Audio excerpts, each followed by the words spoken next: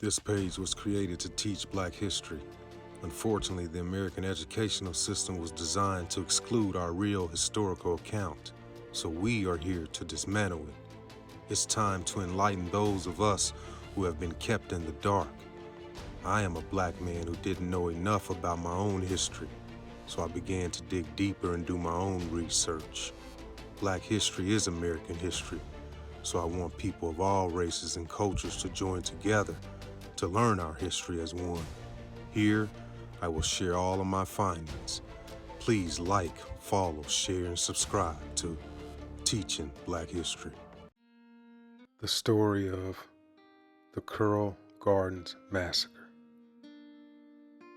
The years prior to the Curl Gardens incident saw the building of tensions between the Rastafarian community and the British colonial government in Jamaica. In 1958, British police engaged in several arrests and evictions of Rastafarians, often bringing to bear charges for the possession of cannabis, which is used as a Rastafarian religious sacrament. Several of these incidents resulted in police killings of Rastafarians, and some of those arrested were reportedly never seen again.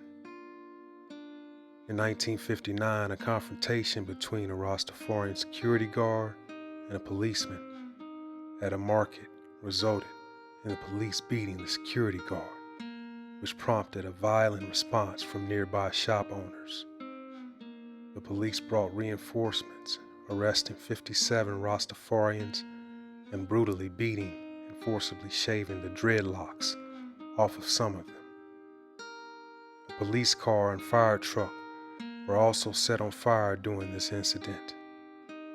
Following these events, the government began to arrest members of the Rastafari community under justification that Rastafarians were involved in orchestrating a communist revolution. In 1962, Jamaica would win its independence, but anti-Rastafarian sentiment continued to be prevalent in the government and police forces, which increasingly viewed the Rastafarians as a security threat. In police training schools, officers would often train using images of Rastafarians as target practice. This sentiment was echoed in general society as well, with Rastafarians often being beaten by civilians, forcing Rastafarians to avoid public spaces.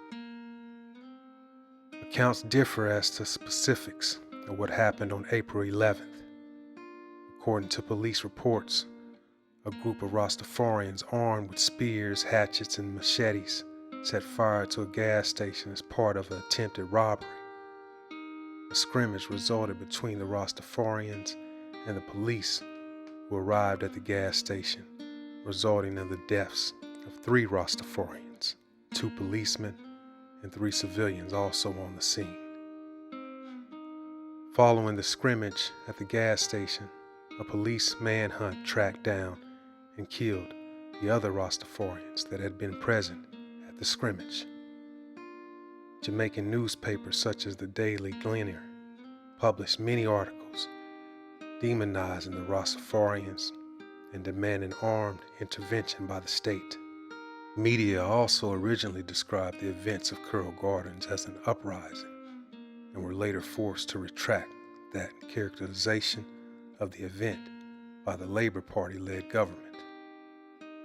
On April 12th, Good Friday, Prime Minister Alexander Bustamante gave an order to bring in all Rastas, dead or alive.